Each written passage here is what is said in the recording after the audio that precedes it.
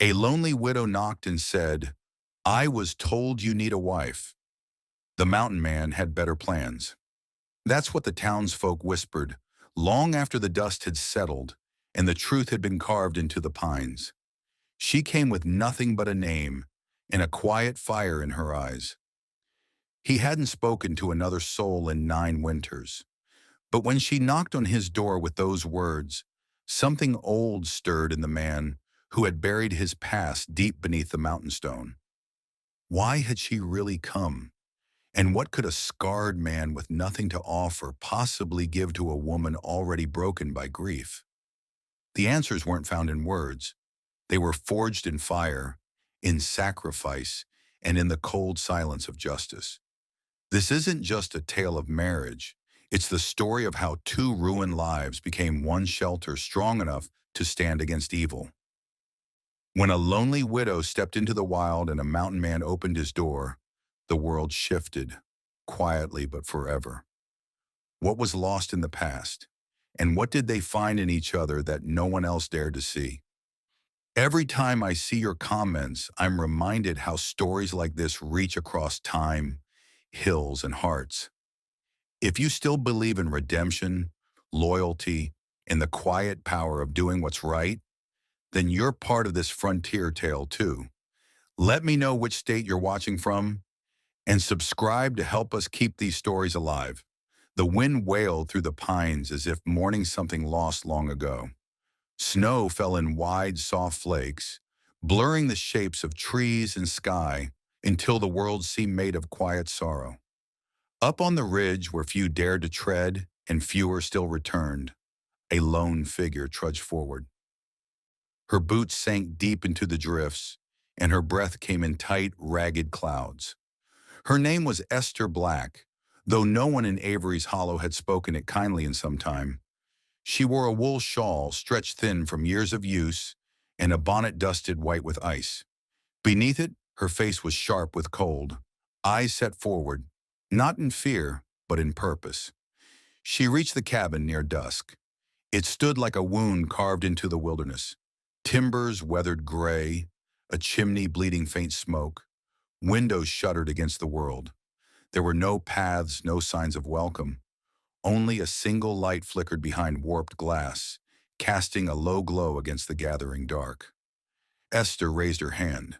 It trembled only slightly as she knocked once, then twice, the sound swallowed by the snow-heavy air.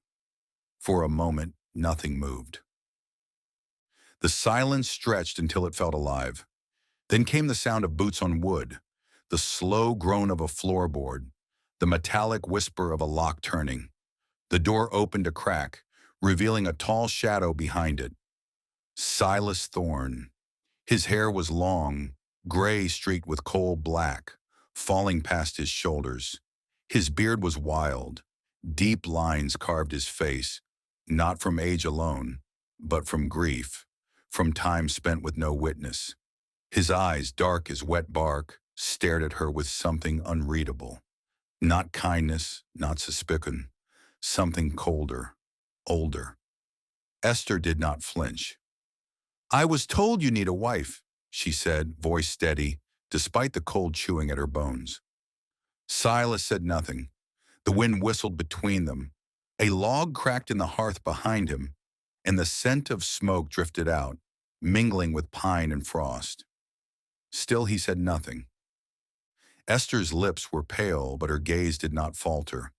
"I've got no place to go, but I know how to cook, I can mend, and I don't scare easy." At last Silas opened the door wide. Not out of charity, not out of longing, only curiosity, as a wolf might watch a bird land at the mouth of its den. He stepped aside. She entered without another word. The cabin was simple, wood and stone, worn with time. A single table, 2 chairs, a bed in the corner, unmade. Tools hung on the wall, guns too. And above the hearth, a painting of a woman and a child, faces blurred by soot. Esther's eyes lingered on it, but she said nothing. Silas closed the door behind her. From the trees beyond the ridge, the wolves howled. Down in the town, Lips whispered and wagged, wondering what business a widow had in a dead man's house, and what would become of them both now. The air inside the cabin was thick with wood smoke and quiet. The fire in the hearth snapped and hissed, casting restless shadows along the rough-hewn walls. Esther sat at the table, hands folded in her lap, her shawl still damp from the melting snow. Across from her, Silas Thorne moved like a bear long disturbed from hibernation, slow, watchful, with an edge of something feral in his silence. He poured water into a tin cup and set it before her without a word. She murmured her thanks, voice small, uncertain whether he heard. She drank in small sips, the warmth spreading through her throat, softening the ache that had followed her all the way from the valley. Her eyes roamed the cabin, the worn rifle leaning in the corner, the bed of rough blankets, the iron stove blackened by years of use. There were no comforts, no traces of welcome, only the faint smell of pine sap, smoke, and loneliness. "I came from Avery's Hollow," she said finally. Her voice carried a tremor that wasn't from the cold. "The preacher there, before he passed, he told me about you. Said there was a man up in the high pines who once stood against wickedness and paid dearly for it. He said you knew what it meant to lose everything." Silas did not move. His gaze stayed fixed on the fire, his shoulders a wall of shadow and silence. Esther took a breath. "He said you might help a woman in need.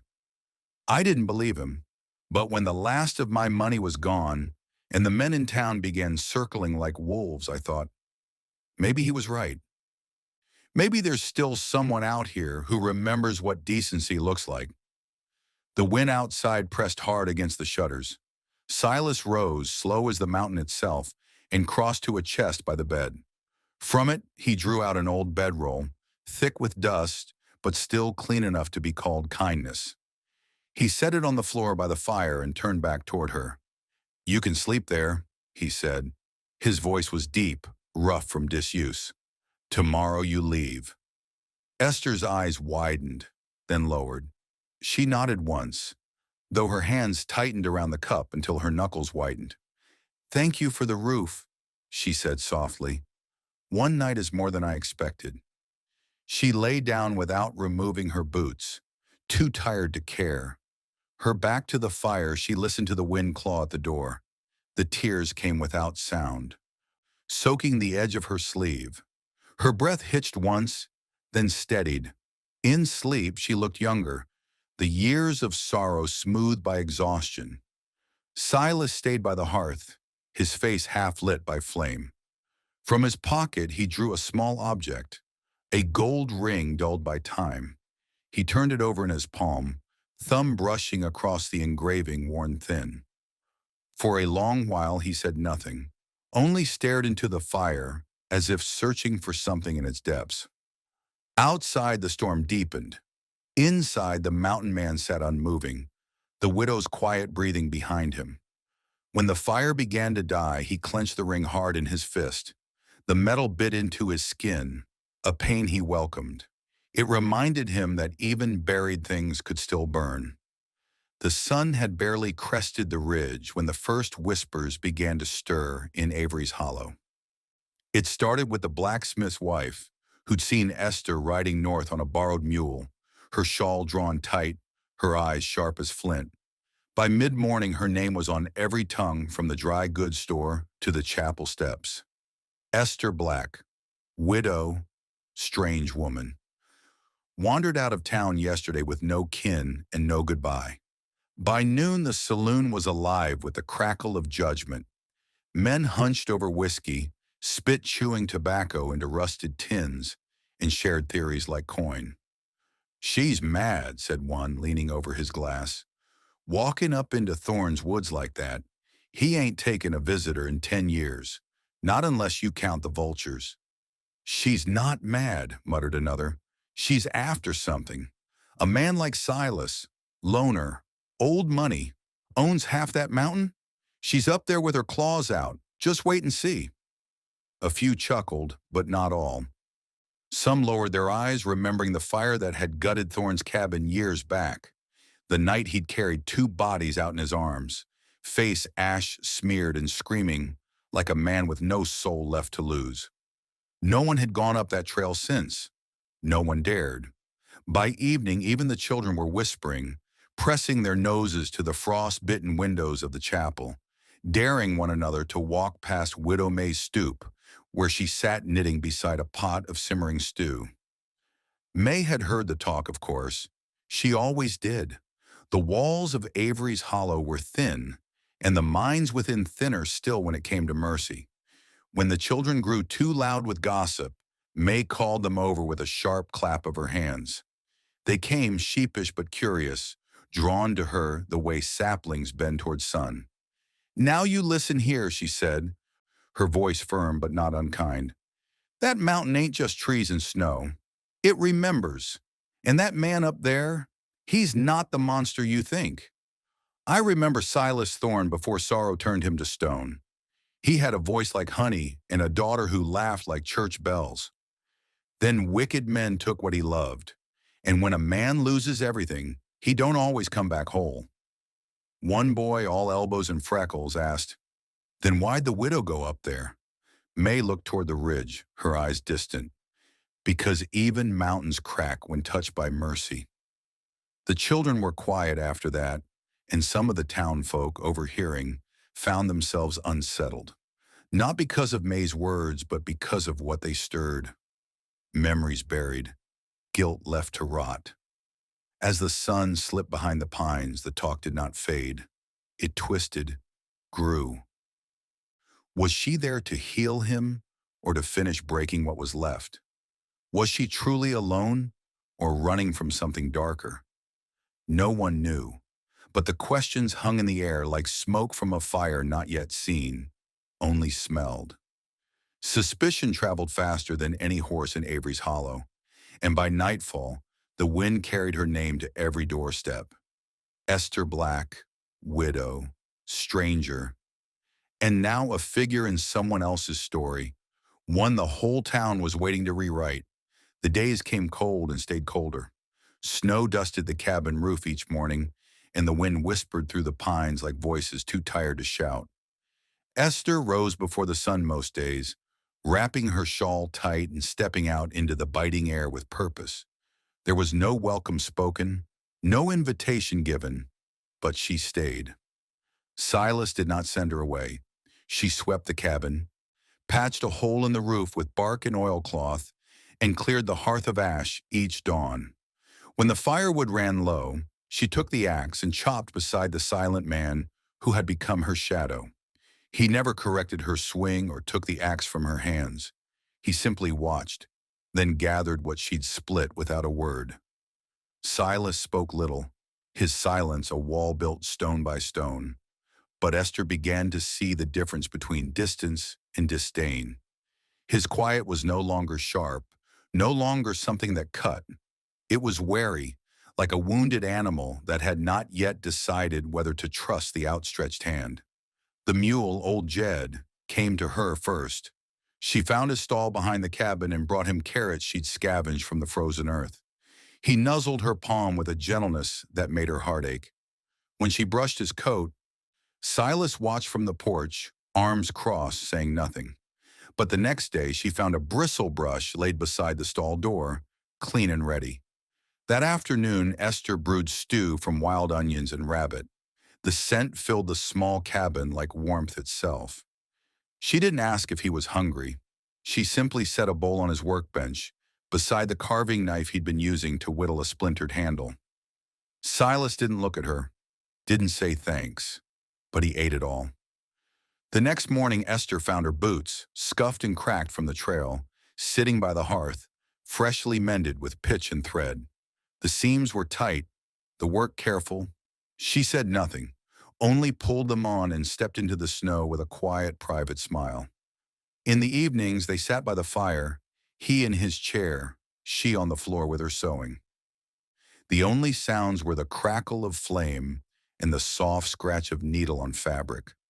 Sometimes she'd hum a hymn under her breath, not loud enough to intrude, just enough to fill the hollow space between two people learning how not to be alone. They shared no stories, not yet, but the silence had changed. It was no longer a burden to bear, but a place where something unnamed could take root. One night, as she banked the fire, Esther glanced up and caught Silas watching her, not with suspicion, not with sorrow, but with the tired recognition of someone seeing another soul not as a stranger, but as someone still standing after the storm. They were not friends, not yet, but something had shifted. A truce, fragile as a frost-blown petal.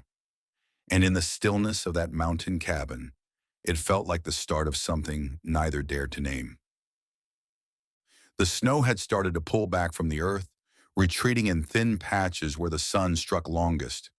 Ice still clung to the shadows, but in the quiet places between frost and thaw, something new stirred beneath the surface.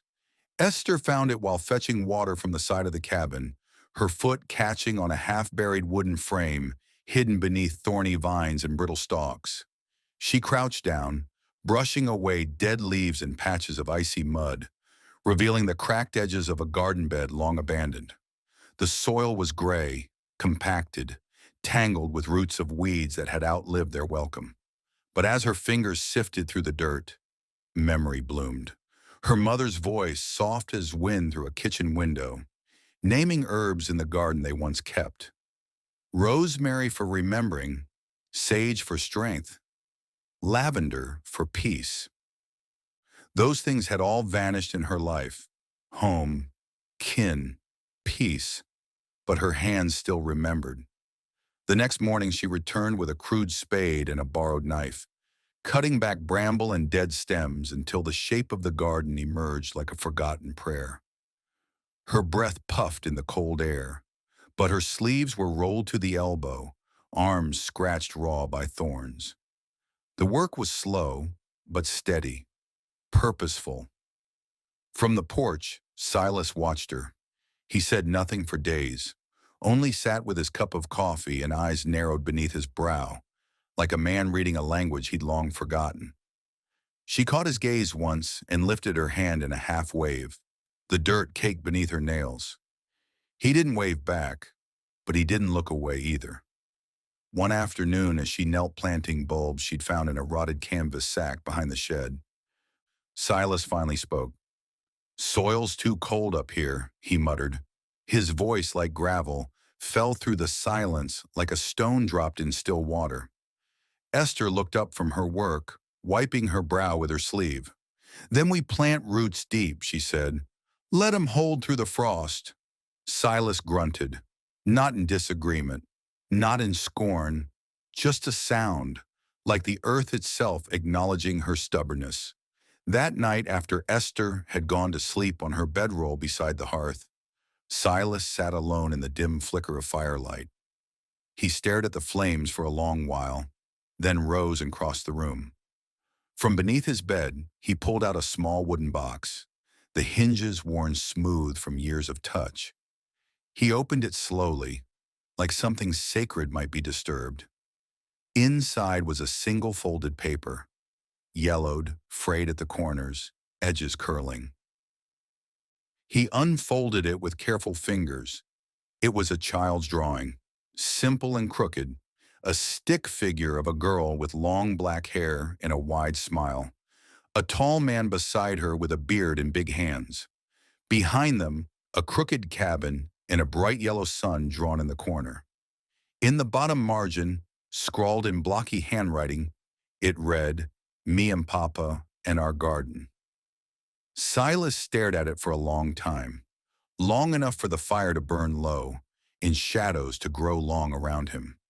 His thumb traced the faded lines again and again. He did not weep. He had no tears left in him, but his jaw clenched and his chest rose and fell, like something old had stirred beneath it. When he finally folded the paper and returned it to its box, he sat beside the dying fire until it was only ember and smoke. Outside, the frost crept across the windows. Inside, the memory of a garden long gone now breathed again in fresh-turned earth. The letter arrived on a Tuesday, folded neat as a blade, and sealed in wax that bore no family crest. The boy who delivered it was a stranger, red-eyed from cold and tight-lipped as a grave. He handed it to Widow May outside the chapel, then turned and rode south without a word. May stood still for a long moment, the brittle wind tugging at the hem of her coat as she broke the seal with steady fingers. Her eyes scanned the page once, then again slower, and her face drained of color like smoke pulled from a chimney. The note was short, polite, laced with venom. It bore the name Roderick Vane. That name hadn't passed anyone's lips in years, not without spitting after. He had returned, wealthier, crueler, and with men at his back who wore city suits and carried papers like weapons. Years ago, Vane had tried to buy out Silas Thorne's land, waving promises of rail lines and prosperity. But the mountain held more than timber. It held veins of ore, dark and deep, and Silas had refused to sell, refused even to talk. Vane hadn't taken the insult lightly. A month later, Silas's home burned and his family with it. No one could prove anything, but everyone knew. Vane had vanished soon after, trailing smoke and suspicion. Now he was back, and he wasn't just interested in the land, he was interested in Esther Black. May read the final line again, her fingers tightening around the page. The widow Black carries more than grief. She carries leverage. A prospector's wife has claims, whether she knows it or not.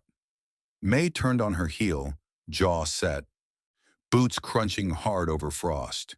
She saddled her mare in silence, throwing on her cloak and fastening it tight. The sky had gone dark, heavy with clouds that threatened snow by nightfall. Still, she rode. Past the edge of Avery's Hollow, the trail narrowed and climbed, trees thickening like sentries keeping watch. Her breath came fast, forming clouds in the cold, but she did not slow. The mare's hooves kicked up brittle leaves and half-melted slush as they pressed higher, chasing the last traces of daylight. May's mind whirled with fear and fury. Vane wasn't just ruthless, he was patient. The kind of man who waited until wounds scarred over, then struck the scar just to watch it split. If he thought Esther had any legal claim to the mountain, he'd use her, twist her, break her if needed. And if he couldn't get the land through her, he'd ruin her just for the pleasure of trying. The wind picked up as night fell, and the path grew treacherous. But May didn't stop. Not when she reached the split in the trail. Not when she saw the flicker of firelight in the trees above. She urged the mare forward with a whisper, her bones aching but her will iron. By the time she reached the cabin, breathless and soaked to the knees, her voice was already calling out through the dark. "Silas, it's May. Open your door. Trouble's coming, and it's got Vane's name written all over it." Inside the cabin, Esther dropped her sewing. Silas stood, the muscles in his jaw working as he moved to the door. His hand reached for the rifle that hung on the wall, not out of fear, but memory. The past had come knocking, and this time, it wore a new face but carried the same fire. The sun was just beginning to stretch over the pines when Esther wandered behind the cabin, chasing a linen sheet that had torn loose from the line. The wind had carried it down the slope, its pale fabric snagging on underbrush and branches. As she knelt to retrieve it, her fingers brushed against something else. Wood, worn and half sunk into the ground. Moss creeping up its base. She stood and stepped back slowly. It was a cross, unadorned, leaning slightly forward as if bent under the weight of time. No names carved, no dates, just two boards nailed together, weathered gray by wind and sorrow. Around its base, the earth was bare. No weeds, no stones, just stillness. A silence deeper than any the mountain had yet offered her. Esther stood there a long while before turning back to the cabin. Her boots whispered through the pine needles as she stepped through the back door and found Silas at the stove, stirring something in a tin pot. He didn't look up when she entered, nor when she took a seat near the fire. The silence between them had often been comfortable, but not now. Not with that cross still fresh in her mind. "I found the grave," she said softly. The spoon in his hand slowed, then stopped. Silas didn't speak for several long moments. When he did, his voice was hollow and rough, as though it had to claw its way up from his chest. "I put it there myself. Couldn't bear to leave them down in Hollow's ground. Town said I was mad for it. Maybe I was." Esther didn't interrupt. She watched him with eyes wide and soft, her hands folded in her lap. "They were my whole life," he said. "My wife, Miriam, and our little girl, Clara. She just turned 6. Loved to braid her doll's hair with wildflowers. Miriam sang when she cooked. House always smelled like cinnamon and soap." He turned from the stove, resting a hand on the counter to steady himself. "Vane came waving papers and promises. Said he wanted to build rail through the mountain. I told him no. Told him this land wasn't for sale. He smiled like it didn't matter." Silas's jaw tightened. "A month later, I was out hunting. Came back to smoke. House was already gone. I found him in the ashes, or what was left. Buried them with my own hands. No preacher, no hymns, just the sound of fire still cracking in my ears." He stared past her, as if seeing ghosts that never left. "I tracked one of the men responsible, cornered him near Black Hollow Ridge, made him beg before I slit his throat. After that, I came up here, figured if I stayed away, the devil would too." Esther's eyes filled, but she blinked the tears back. She rose slowly and walked past him, back out into the cold.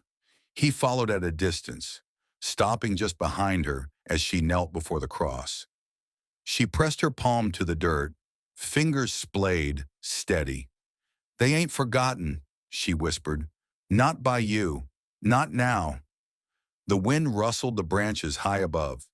For a moment, Silas stood behind her like a man bracing against a storm. But the storm wasn't outside. It had always been inside him.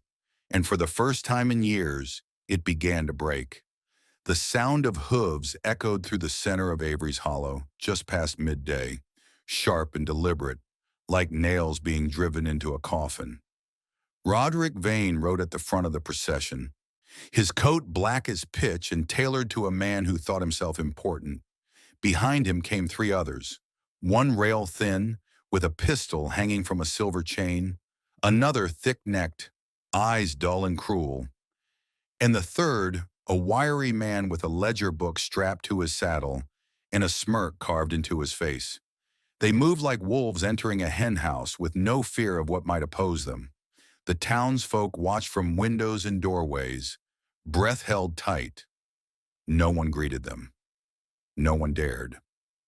Vane dismounted outside the saloon and brushed dust from his gloves with the slow arrogance of a man who believed the town already belonged to him. He entered the building without invitation. By the hour's end, every corner of Avery's Hollow hummed with his voice, smooth, dangerous, and coiled with falsehood. He claimed Esther Black was never truly a widow, that she'd forged her dead husband's will and fled before the law could catch her, that her late husband, Jacob Vane, his own kin, he said, had left no legal claim to any land, and that now, by rights of family and the law, any property she occupied belonged to the Vane estate, including the high ridge where Silas Thorne lived like a hermit king. He spun his lies with practiced ease, each word greased with charm and menace. He spoke of legal claims, surveyor's notes, of lawmen ready to act. He posted flyers offering rewards for truthful testimony against Esther and Silas. And behind him, his men passed out silver dollars to those too hungry or too frightened to resist. Some townsfolk began to murmur. Fear crept in like frost through the floorboards. What if Vane was right? What if harboring Esther brought law trouble? What if Silas really had blood on his hands? But not all hearts bent in the wind. Widow May stood in the chapel square that evening, her voice rising like a bell. She held one of Vane's flyers in one hand, her other wrapped tight around her cane. "He's come wearing law like a cloak," she said, "but underneath, it's the same rot that burned a family alive. You think this is justice? A man who disappears for years and comes back claiming land he never touched? A man whose name silences good folks and stains the soil where children once played?" A small crowd had gathered. Some looked away, but others met her gaze. The blacksmith, the school teacher, a handful of older men who remembered Silas from before the fire, before grief turned him to stone. May didn't stop there. She brought out a petition, a declaration that Esther Black had the town's protection, that Silas Thorne had done no wrong in opening his door, that this land would not be taken by lies or greed. She asked for names, and slowly, one by one, the people signed. By lantern light, the saloon dimmed. Vane watched from the window as signatures gathered on a single sheet of paper that defied his claim. His smile faltered, just for a moment, before he turned back to his drink. The fire had returned to Avery's Hollow. But this time, it wasn't smoke rising from a home. It was resolve, flickering in the hands of those who remembered truth when they heard it. The morning began like most others on the ridge, silent, still, and stitched together by frost. The fire had burned low through the night, and Esther was kneeling near the hearth, coaxing new life from the embers with slow, practiced breath. Silas had already gone out before first light, as he always did, to check the traps and gather water from the creek. There was comfort now in their rhythm, a quiet understanding between them. But that morning, the quiet carried something else, a weight, a stillness too complete. When Silas didn't return after an hour, Esther stepped outside and scanned the tree line. The air bit sharp against her skin, and the birds had gone silent. She waited, hands tucked beneath her shawl, until finally the crunch of boots came up the path. Silas appeared at the edge of the trees, his face pale beneath his beard, jaw clenched tight. His rifle hung in one hand, his other was streaked with something dark. Not blood of his own, but Jed's. Old Jed had been more than a mule. He'd been Silas's only companion in the years before Esther arrived. The creature was stubborn, loyal, half-blind, and patient as the mountains themselves. Silas had raised him from a colt, and now he was gone.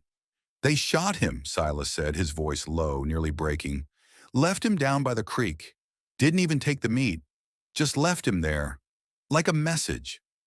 Esther stepped closer, but Silas turned away, unable to meet her eyes.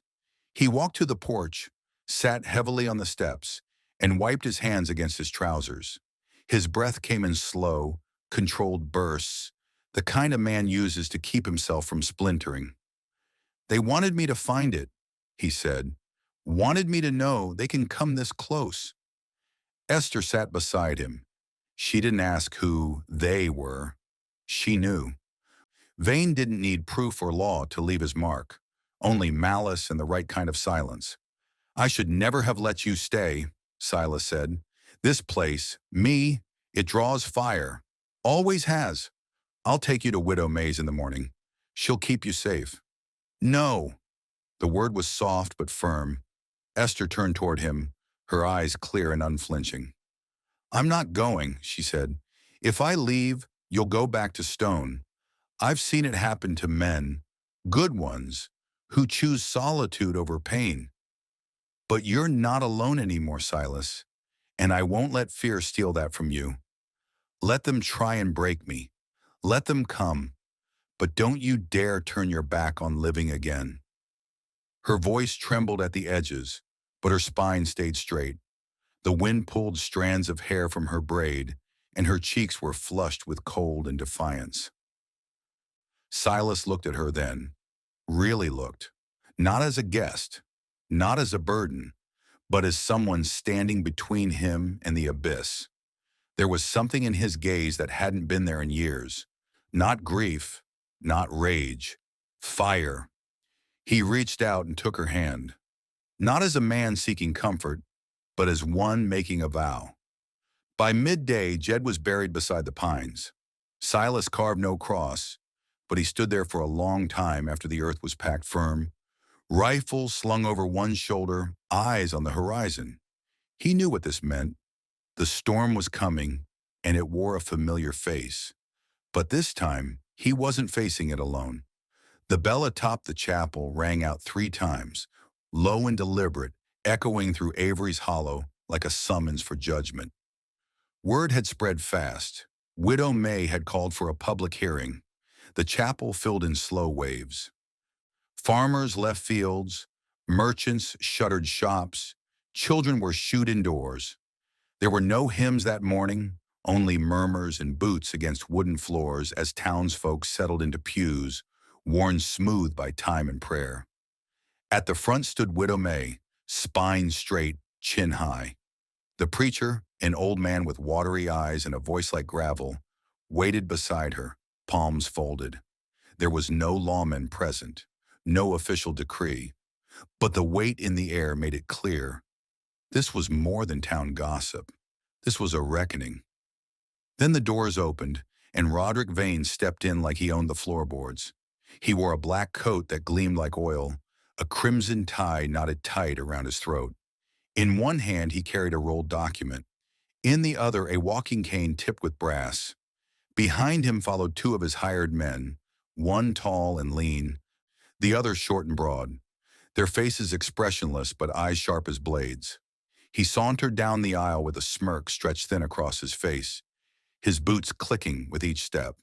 He gave the crowd a nod as if he were returning from a long, triumphant absence, and in a way he was. "I thank you for your time," he said, voice slick with mock humility. "I've come to clear up a bit of confusion, a matter of inheritance, of land, and sadly of lies." He unrolled the document and held it high. "This," he announced, "is proof that the property on which the widow Esther Black now resides, by way of Silas Thorne, belongs to the Vane estate. My brother Jacob's estate, to be precise, her late husband, rest his soul." The townsfolk shifted. Some muttered. Others avoided each other's gaze. A few nodded, uncertain and afraid of what might come next. Then from the rear of the room, a quiet voice spoke. "That letter's not the only truth that matters." All heads turned. Esther stood in the aisle, eyes steady, hair pulled back with the same pin she'd worn the day she arrived on the mountain. Her fingers trembled slightly as she reached into her blouse and pulled out a small worn locket.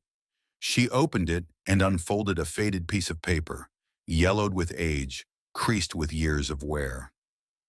"This was written by Jacob Vane," she said, "before he died. He gave it to me in fear, told me to keep it safe." She handed the letter to the preacher, who adjusted his spectacles and began to read aloud. It was a confession, plain and brutal. Jacob had feared his brother, feared the pressure to force signatures from landowners, feared the men Roderick had paid to threaten, bribe, and burn. The letter named names. It named Vane. The chapel grew deathly quiet. Even the wind outside seemed to hold its breath. Then came a sound from the door. Boots. Slow, deliberate. Silas Thorne stepped into the chapel's threshold, rifle slung across his back, shoulders broad and still.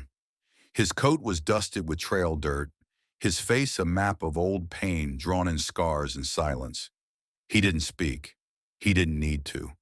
The mere sight of him, whole and present, turned whispers to silence and fear to shame. Vane's smirk faltered. His men stiffened. Silas walked halfway down the aisle, stopping beside Esther. He said nothing, only nodded once, his eyes burning into Vane's like the fire that had once taken everything from him. And though no verdict had yet been declared, the truth had been spoken aloud. The people of Avery's Hollow had heard it, the preacher had read it, and now the mountain man had come to stand beside the woman he had once almost sent away. No one moved. No one dared. Because sometimes the law wore no badge. Sometimes justice entered not with a gavel, but with a rifle and a name that still made men tremble. The morning after the hearing, Avery's Hollow felt different. The air still carried the weight of winter, but something had broken loose from beneath the ice. Where there had once been silence and suspicion, now there was talk. Low, urgent voices, not of gossip, but of awakening. The chapel's floorboards still echoed with the preacher's voice reading Jacob Vane's confession, and with the heavy tread of Silas Thorne stepping into the light. It lingered in the town's bones.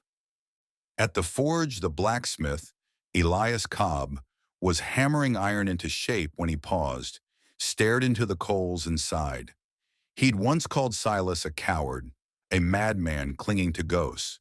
But now he remembered that fire years ago, how quick Vane had disappeared after, and how quiet the sheriff had been. That evening, Elias walked to Widow May's and asked to add his name to the petition. He didn't ask for a second chance, he said, but he damn sure earned one. At the schoolhouse, Miss Lillian Haynes paused her lesson mid-sentence when a boy asked about the mountain. Her face went pale.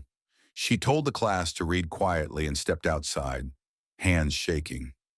Years ago, two men had come to her father's homestead, claiming to speak for Vane. They'd offered money for their land. When her father refused, their barn mysteriously burned a week later. No one ever connected it publicly, until now. She took the memory to May, and with it, a new name. One of the men had limped, the same one seen riding beside Vane the day he returned. Vane noticed the shift.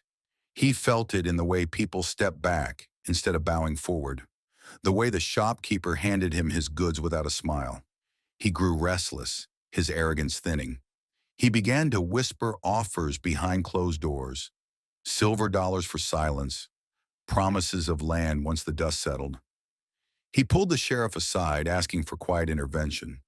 But even the sheriff's niece, sweet Nora, with her frightened eyes, stood in front of his office and handed out copies of the preacher's reading to anyone who passed. Down by the foundry, a boy with soot-stained hands and a crooked spine stood on a crate and told how Vane's men once tried to bribe him to carry a letter filled with threats. He'd been too scared to speak then, but seeing Esther stand tall in the chapel and Silas beside her had shaken something loose in him. They didn't run, he said, voice cracking. So why should I? At the tavern, the barkeep who once served Vane with forced politeness now refused him entry altogether. Truth walks through these doors now, he said, wiping down the bar. Lies can go thirsty. One by one, the town began to tilt, like snow slipping from a roof, slow at first, then all at once. Suspicion gave way to belief. Fear gave way to resolve.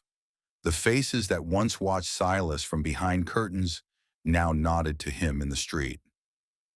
Children who once made up ghost stories about the mountain man began drawing flowers and rifles in the dirt, saying he was a hero.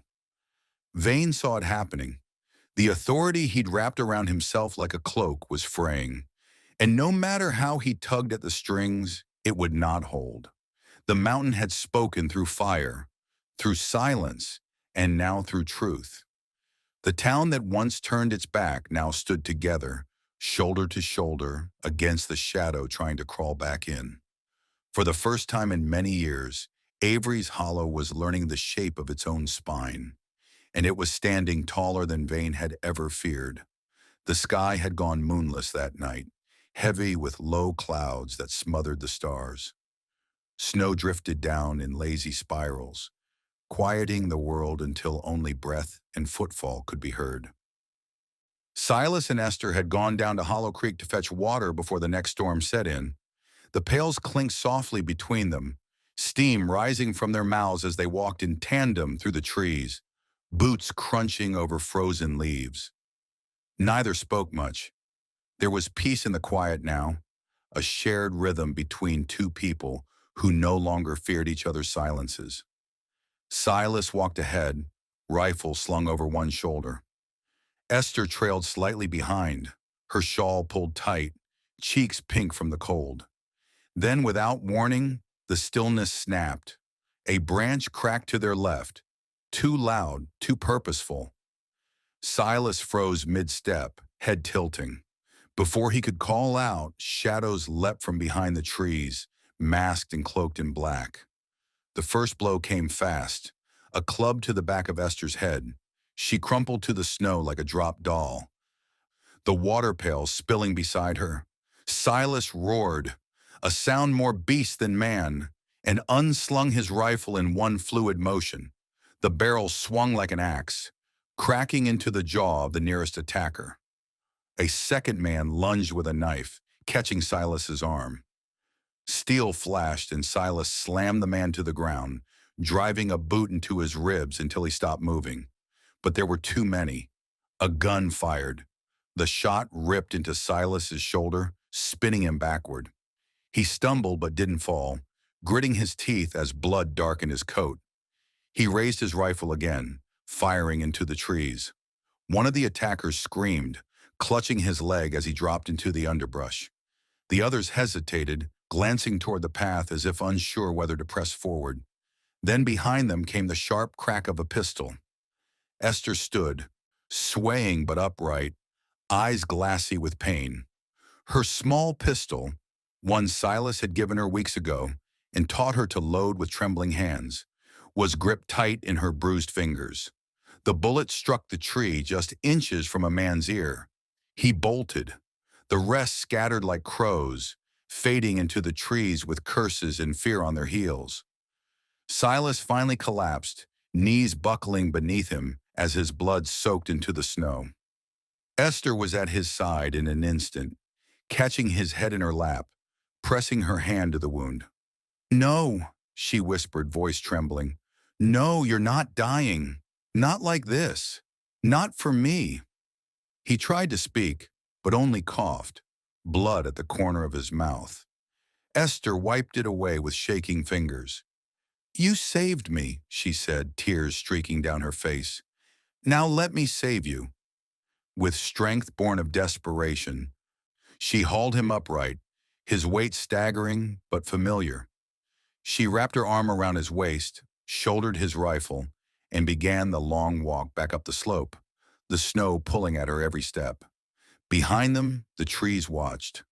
Hollow Creek lay still again, the water black and silent. But the path leading home burned with new tracks, one woman, one wounded man, and the promise that death would not have them this night, not without a fight. Silas slept for 2 days, fevered and pale, his shoulder wrapped tight with bandages Esther changed by the hour. She sat beside him, never straying far, cooling his brow with cloth and whispering prayers her mother once taught her, half remembered but full of hope. When he moaned in pain or gasped in dreams, she held his hand, murmuring, "You're not leaving me now, not after all this." By the third day, his eyes opened, bloodshot but aware. He looked at her like a man waking not just from sleep, but from a long, cruel winter of the soul. Esther smiled through tears and pressed a hand to his chest. "You came back." Word of the ambush had already reached Avery's Hollow before Silas stirred. Widow May had ridden into town that very night, soaked and wild-eyed, delivering the news like a spark dropped into dry grass. They tried to kill them, tried and failed. It was no longer rumor, no longer quiet suspicion. Vane had shown his hand in blood. The town began to shift again, but this time with speed and purpose. The blacksmith took to patrolling the edges of the hollow with a long iron rod in place of a badge. The barkeep armed his son with an old pistol and posted him outside the chapel. Women gathered in clusters to boil water, stitch bandages, prepare cellars in case more trouble came down from the mountain. Even the sheriff, once hesitant, found his voice, declaring that any man seen threatening Esther or Silas would answer to the town. But it wasn't just the townsfolk who stirred. From the east came quiet riders, members of the neighboring tribe, their faces painted in solemn lines, their horses silent as smoke. They had long held peace with the mountain and its people, And when they heard that greed had returned to carve into the ridge again, they sent scouts to watch the trails, mark the trees, and listen for movement. They did not speak much, but their presence was felt like a breath on the back of the neck, watchful, patient, unyielding. The preacher stood on the chapel steps that Sunday and called Vane's name from the pulpit, voice rising with fire. A man who spills blood for land is no builder, no leader. He is rot in the timber, and his time is up. This mountain belongs to the living, not the leeches who would drain it for coin. Vane tried to slip away, but the mountain did not forget. A narrow trail hidden behind a veil of pine and the stone was discovered by a trapper. It led to a long-forgotten mine shaft, reinforced recently with fresh timber, newly cut tracks, and a store of blasting powder tucked away like secrets in the dark. Vane had planned to extract the ore in silence, to cut veins into the earth without the town's knowledge. But children found it first.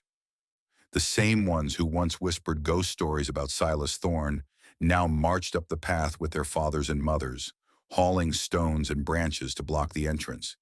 They stacked them high, packing the gaps with clay and ice, sealing it like a wound too deep to leave open. They worked through dusk, lanterns glowing against the snow, their breath rising in quiet puffs of purpose. When it was done, they planted a single board in the earth outside the shaft. One of the boys painted it with shaky hands. No trespass, this land remembers. The mountain, once silent and scarred, had spoken, and it did not speak for Vane. It spoke for the ones who lived gently upon it, who loved and lost and bled, but did not bend.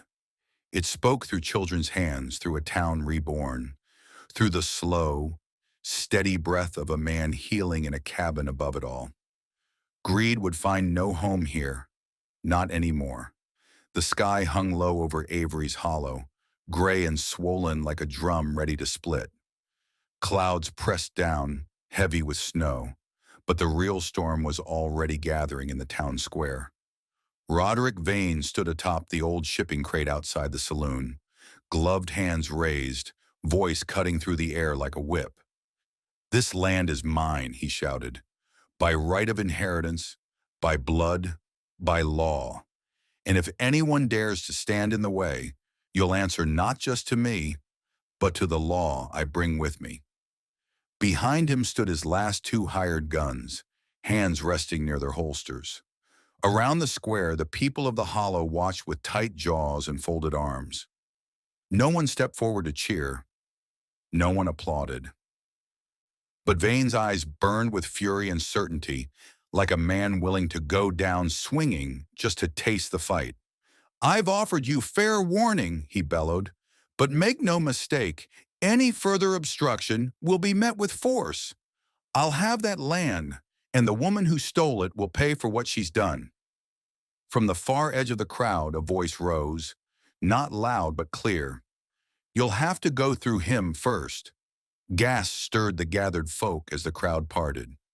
Silas Thorne walked forward, shoulders square, despite the bandages that wrapped his chest and shoulder. Every step was pain, but his jaw was set, and his eyes locked on Vane's with the cold fury of a man who had nothing left to fear.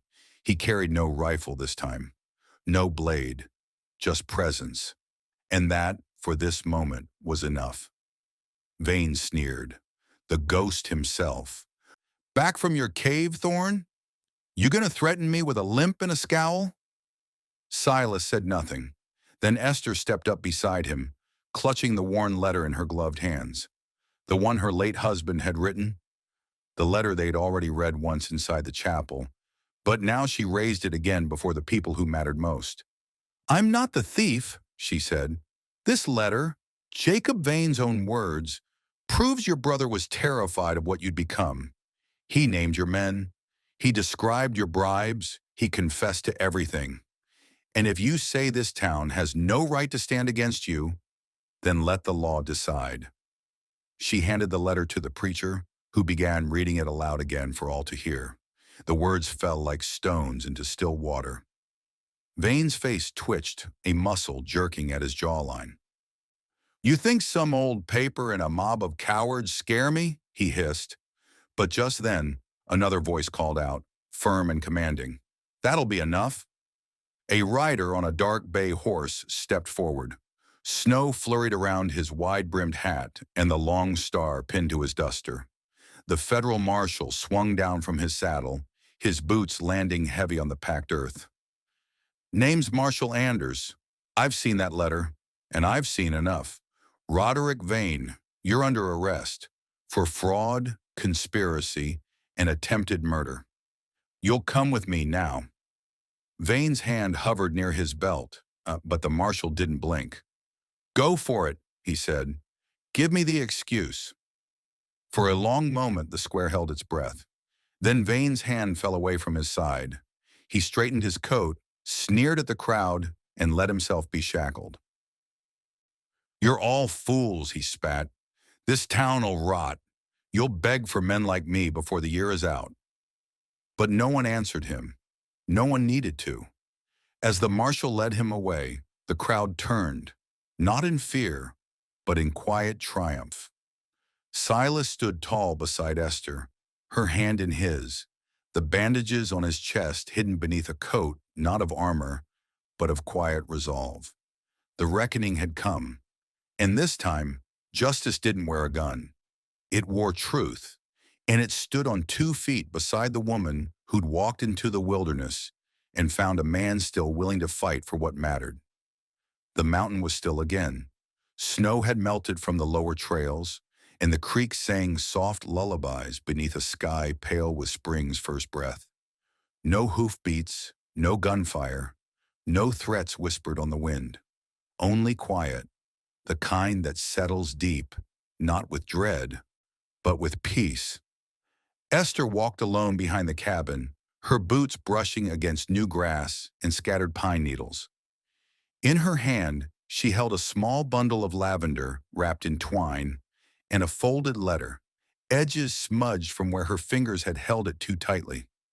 The wooden cross stood just as it had that first day she found it, still unmarked by names, though she knew them now.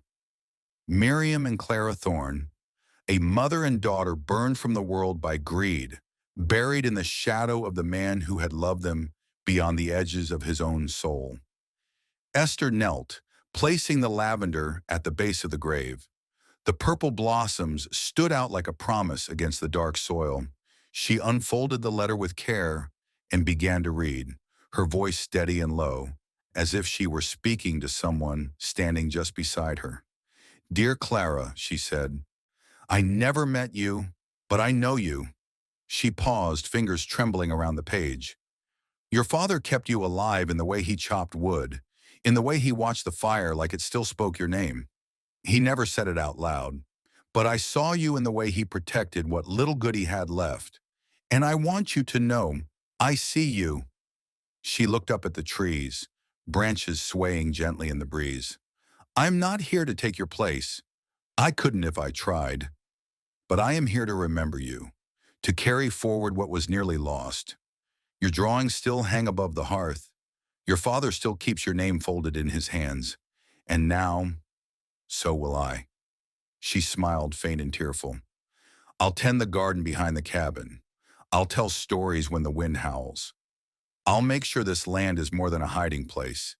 It'll be a home. And when I grow old, and my hands are no longer steady, I'll make sure someone else knows your name. You'll never be forgotten. I promise you that. She folded the letter and laid it beside the flowers, weighed down with a stone. Behind her, footsteps approached, slow and certain. Silas stood a few paces back, watching her with eyes that no longer hid from memory. He said nothing, but in his stance, in the way his arms hung at his sides instead of folded like armor, there was something new. Not peace, perhaps, but release. He stepped forward and offered her his hand. She took it, rising, brushing the soil from her dress. For a long moment, they stood together in silence, looking down at the grave that had once been the edge of his world. I thought I buried everything here, Silas said. voice rough but alive. But maybe something was waiting to grow again. Esther nodded, fingers tightening around his. Then we'll plant it together. And so they stood, two lives once shattered, now stitched together by loss, truth, and something that might, with time, be called love. The mountain thawed slowly, as if reluctant to release its hold on winter. For weeks the mornings remained brittle with frost, the soil stubborn and chilled beneath the rising sun. But then, without announcement, spring arrived. Soft rains came first, tapping against the cabin roof like a lullaby. The creek swelled and ran quick, and behind the cabin, where once only brambles grew, the garden began to stir.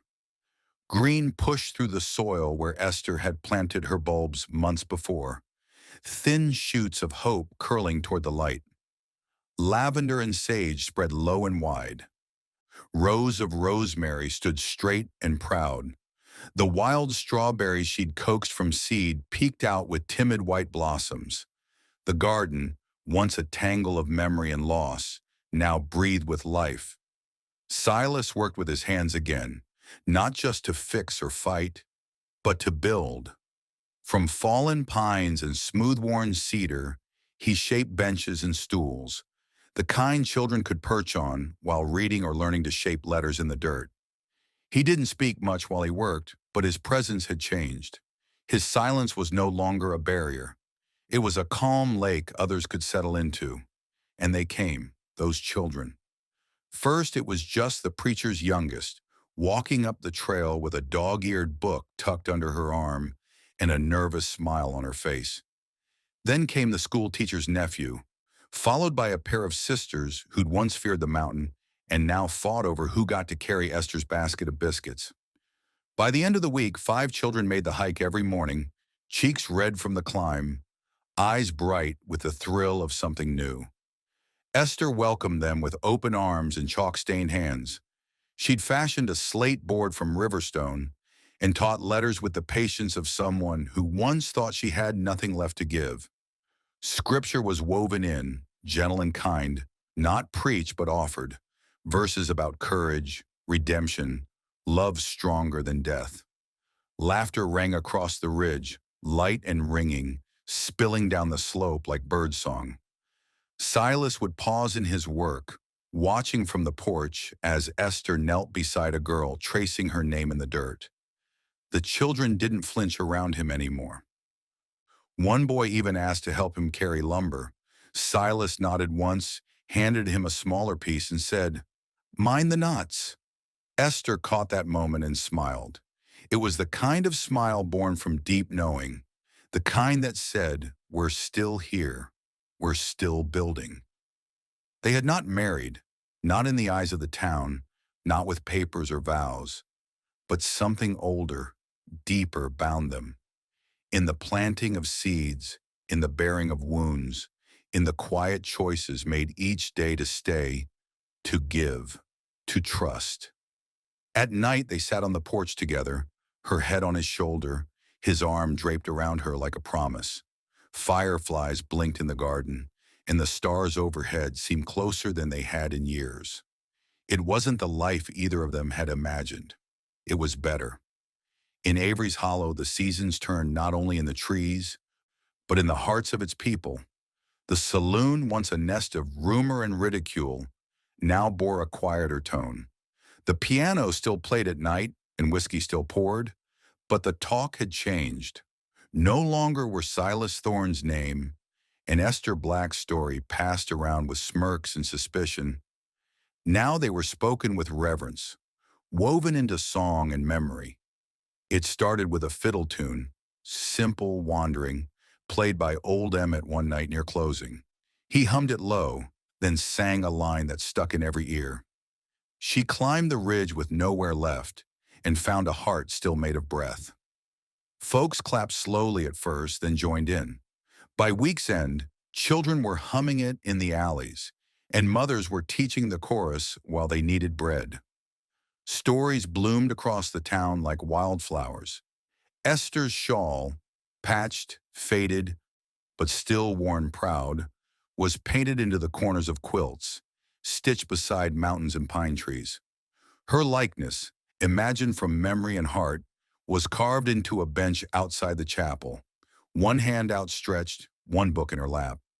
Silas stood behind her, not with a rifle but with open hands and a garden blooming at his feet. The blacksmith began telling the tale to his apprentices, using it to explain honor and grit. She didn't ask permission, he'd say. Just walked up there like the mountain owed her nothing and offered everything. And he, that stubborn man, he opened his door. That's where it all changed. At the schoolhouse, Miss Haynes kept a copy of Jacob Vane's letter in her desk drawer, not for fear but for teaching. This, she'd say, is how power trembles when truth finds a voice. And the children would listen wide-eyed, half in awe, half in solemn understanding. Even the preacher took to ending his sermons with a reminder. Compassion, he'd say, is not weakness. It's what turned a broken man and a hunted woman into a lighthouse on that mountain. And we, every one of us, can shine if we choose to. The townsfolk no longer looked up at the ridge with fear or derision. They looked with quiet pride.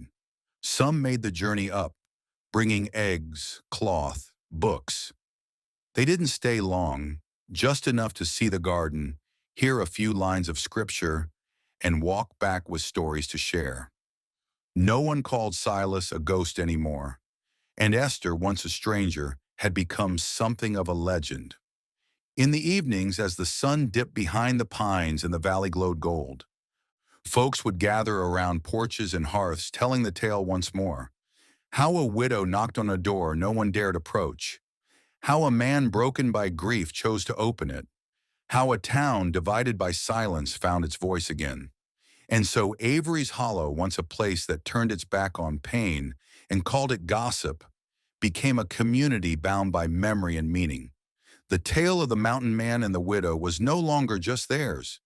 It belonged to the town, a compass pointing not north, but toward mercy.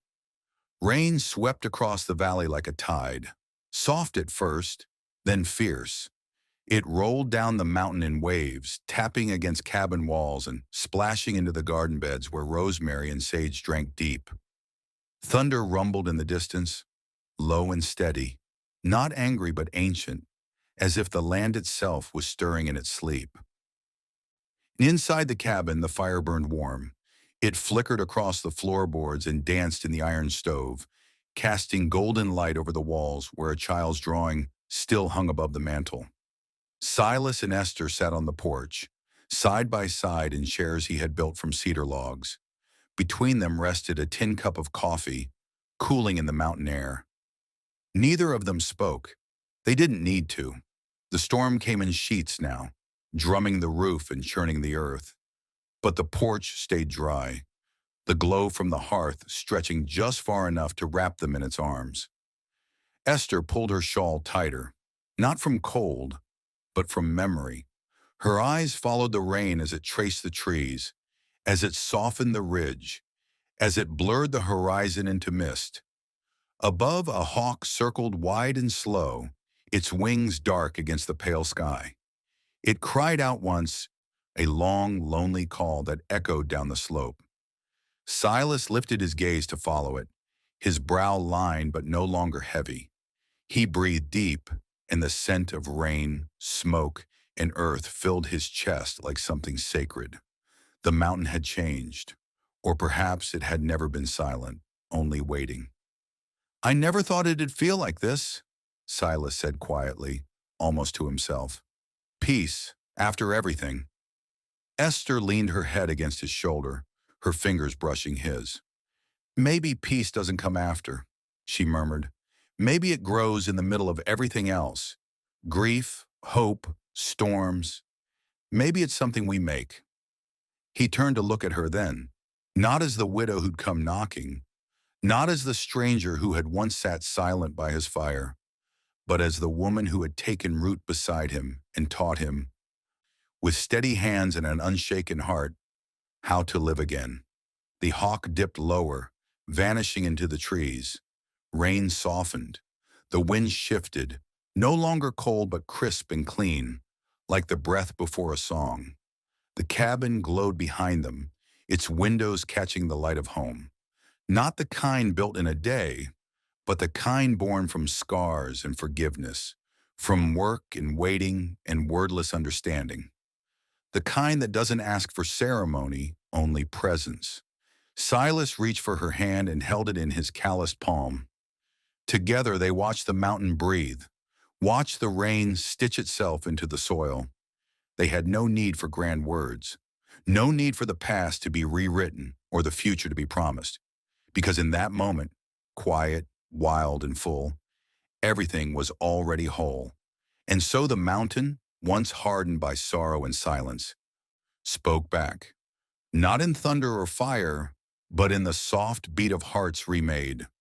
When love and courage meet in the wilderness, even the hardest hearts can be made new again.